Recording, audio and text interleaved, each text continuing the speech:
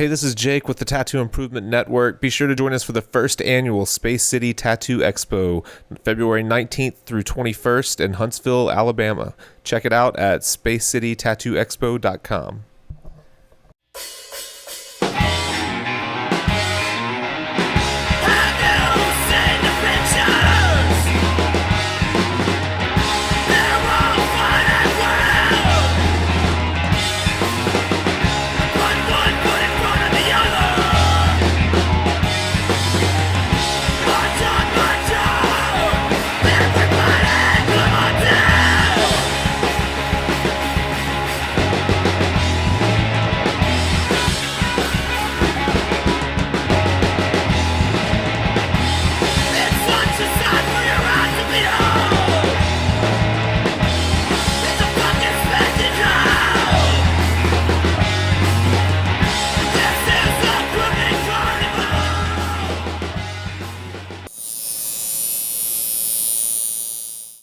Yeah. Okay, I think we got her. Yeah. Hey, welcome to the Fireside Tattoo Podcast. Our first episode here in Austin, Texas. At the Star of Texas. Do I say that right? Texas, yeah. Star of Texas Art Extravaganza. That's not what it's called. No, it's really just Art Revival. We're here with Cory James, our first interview of the weekend. Y'all? Austin Tattoo. Appreciate it. Thank you, Cory. Yeah, no problem. We have a handful of tattoos coming up handful of interviews coming up this weekend with tattooers. Some pretty big names, some good tattooers. We should get some good info out of this one. Get a little housework out of the way. Go to tattooimprovement.com, sign up for our newsletter, subscribe to us on YouTube and all the other places that you subscribe. Thumbs up. Thumbs us up, right? All right, so Cory, you're an Austin tattooer, Yes, sir. and but not from Austin. Originally Not from Austin. How did you end up in Austin from Milwaukee? I came down here for South by Southwest one year, working at a shop, and ended up just coming down and staying here. Yeah, So, perfect. Seems to happen a lot. Yeah. Big culture change from I as don't far as know. tattoo I think culture. Tattoo-wise, there's a lot more awesome tattooers in Yeah. Austin. I mean, it's like the Mecca. So, Yeah, all yeah. my favorite tattooers are here. But yeah, it's like the same atmosphere. Cool, fun, lots going on. Yeah. I thought it was like big music town. Big Milwaukee, music town. big music town. Yeah, Usually. a lot of, Is Milwaukee a big music town? Really? Oh, yeah. It's starting to be, yeah. It's a heavily, infused in the drinking culture, So we like They always that. have the Metal Fest there, too. I don't Yeah. know if you've ever been. They still Oh, have yeah? the Milwaukee Metal Fest. Is a Oh. huge event. Oh, crazy! I didn't know that. So, what was it like making that transition? Was it hard to develop a clientele here, or are you? Yeah, a little bit. I kind of had to pick my battles, and I went with a shop that had a lot of walk-ins naturally, and kind of build my clientele up. And now I'm, independent and work for myself. So yeah, That's kind of nice. going through the ropes Yeah. again, as when you start. Yeah. You've been tattooing how long overall? About 7 years. Okay. Overall. Okay. So about half of it now here. Yeah, just In a little Austin. over. Yeah. Yeah. Stylistically, I didn't get a chance to look at your work beforehand. Stylistically, what do you? try to- Specialized black and gray tattooing. Okay. So, yeah. Perfect. Haven't done a color tattoo in a few years. Really? Yeah. Huh. Any particular reason that you avoid color? Or you just- It's more I like the darker stuff. I like some of my favorite artists. I follow like Paul Booth and Carl Grace and some of Yeah. those guys.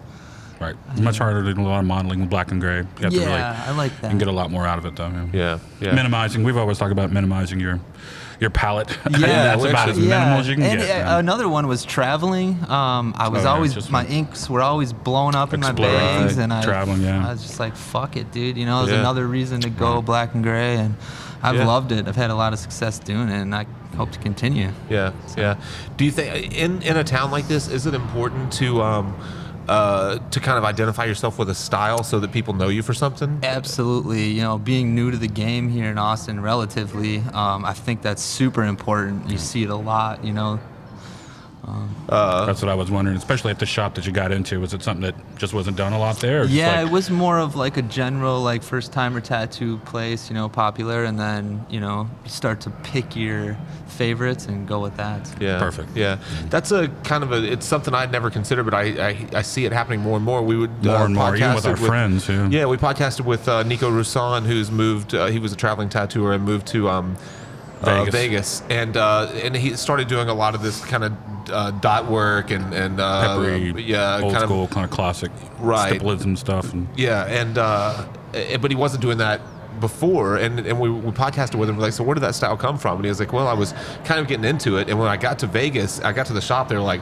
oh, no one at the shop does that kind of stuff. You should start trying to do it. Yeah, I think that was a little bit the same story. Yeah. You know, there was only the one black and gray guy out of the whole bunch of you know traditional style color tattooers. So. Yeah, and I guess it makes sense. The only and I think we've talked about it on the show a few times. The only thing that concerns me about it is younger tattooers coming in and feeling like, oh, I have to find something that I'm good at immediately, and they don't give themselves time to explore. Yeah, I could see that. Yeah, Totally.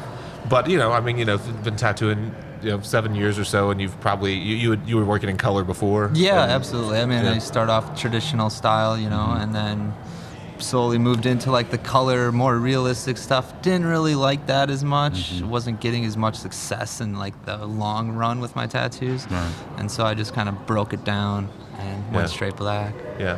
Well, how did you get into the aftercare market? The aftercare, doing black tattoos, I found that a lot of my clients were getting recommended Aquaphor, and I was recommending that as well. Yeah.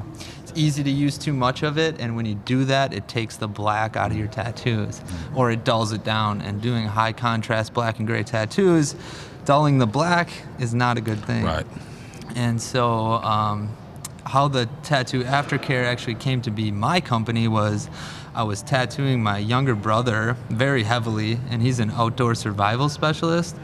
And so he had these huge open tattoos, and then we were sending him off into the woods to do survival techniques with classes and all this stuff.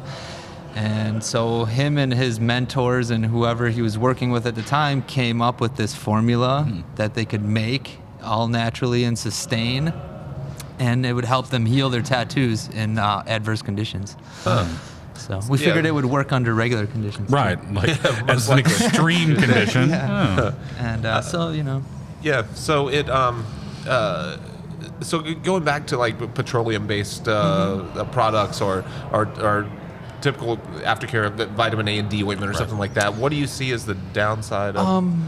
What I see as the downside of that is I don't see any tattoo artists recommending using Vaseline as aftercare on their tattoos.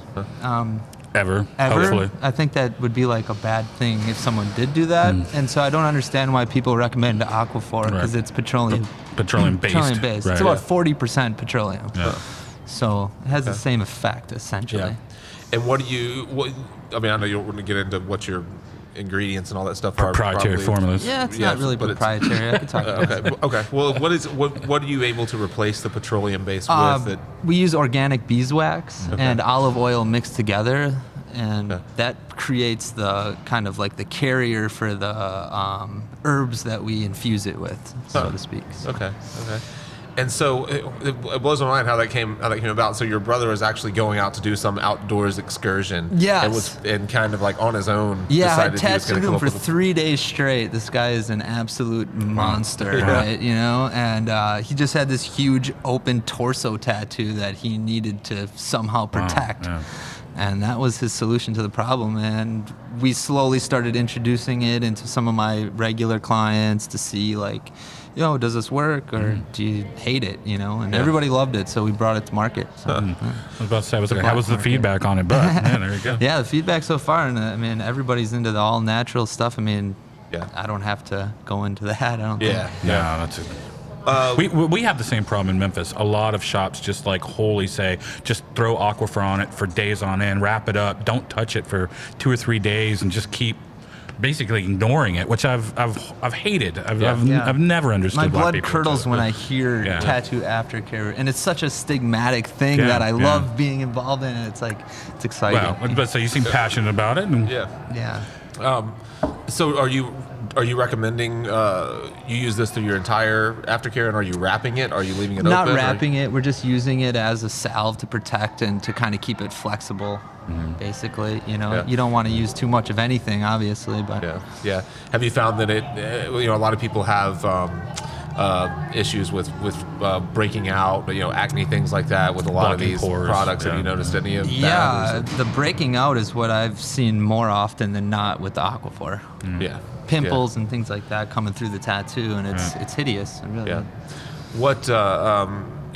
Same thing with A&D ointment, which we still kind of, which we hand out at the shop. I notice a lot of people, they'll call and just say, "Man, I'm breaking out like crazy from this," and I still have 2 more days to use it or something. I'll just say, "Man, just wash it and stop using it." Yeah, totally. Yeah, you definitely find people that are allergic to stuff like that too, and just don't realize it over time. They've never had an open exposed wound like this, and they'll start using a product they've never used, and that's why I would never think people would use. I say Aquaphor, but you would use it on anything else. I mean, I don't know anything else that people use it on, and so how did this? Because it's such a systemic, I'd say problem, but maybe it's not a problem. It's just, I think, overuse of it, maybe, or just ignoring the fact that it does have that much petroleum in it. Right, and a lot of the petroleum-based products, people feel like more is better, and so they end up caking shit on there, and their tattoo can't breathe, and it breaks out, and it turns into a funky mess. Yeah, totally. So do you apply this stuff pretty thinly? Yeah, apply it. You can leave it sit on there, kind of get the anti-inflammatory properties and some of the blood clotting, and it just calms the skin. And if it's too much, you just wipe it off a little bit. Yeah, that's what I was like. The comfrey is a natural kind of compress and stuff, where it keeps the. What's the yarrow doing? Yarrow is a pretty powerful flower that it basically just helps the tattoo heal very quickly. It's like when ice freezes. If it freezes fast, it's clear. Right. If it takes a long time, it's cloudy, and So I think you're looking through that layer of skin to your tattoo.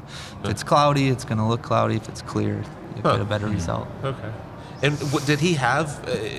Did your brother have a background in this, or would it come from the survival? It came from the survival, and his mentors had helped him come up with the ingredients, where to find them in the wild. They actually are wild picked. Oh, really? So yeah, it's all handmade. Even better. That's We literally made all this stuff. So beautiful. Yeah.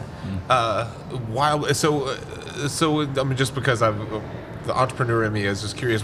If you're picking these things in the wild, if this is something that takes off and you have to really produce it, are you able to Well, do we that? haven't gotten that far yet. So you may just run out, huh? Yeah, exactly. We may just run out. This may be a limited supply. But what we're doing is we're trying to work with artists so that there's a chunk of money that they can get from the product too. So there's an advantage is to be able my to sell part in your shop. my part of the business is to keep it tattoo artist friendly, so they can make some money on it, sell a good product and just be a part of it. Yeah, awesome. Where do people find it if they? You can hit us up on blackmarketorganic.com, and we have a little list of things that we do on there. Get us on there, put your email in, and we'll get back to you. Okay, and you're doing shop pricing and stuff so people can buy it. There's artist pricing, and then we can work on other stuff too. Yeah, sweet, awesome. And as far as your tattoo work, where do people go to find you? CoryJamesTattoo.com. CoryJamesTattoo.com. Any plans Here in Austin. or do you travel much, or are you just doing this show? I'm working on it. I think a little bit more in the future I'll be traveling some more. So. Okay. But otherwise, people can find you in Austin. You think you're here to stay? Yeah, you can find me in Austin. I'll be here for a while. That's it. Don't blame you, man. Yeah. Beautiful Man, city. I love Nice. this place. And, It's a complete crapshoot on the weather. On the weather. Sometimes it's like 70 degrees, and one time there was an ice storm that we were here for this we were exact here. week. yeah. It's Exact just same like, week. Yeah. you never know. So cool, man. Thanks Cool, for coming man. on. Well, thanks for Appreciate having it. me, guys. Absolutely. Thank you so much, Cory. Thanks. Thanks. See you guys next time. Yeah.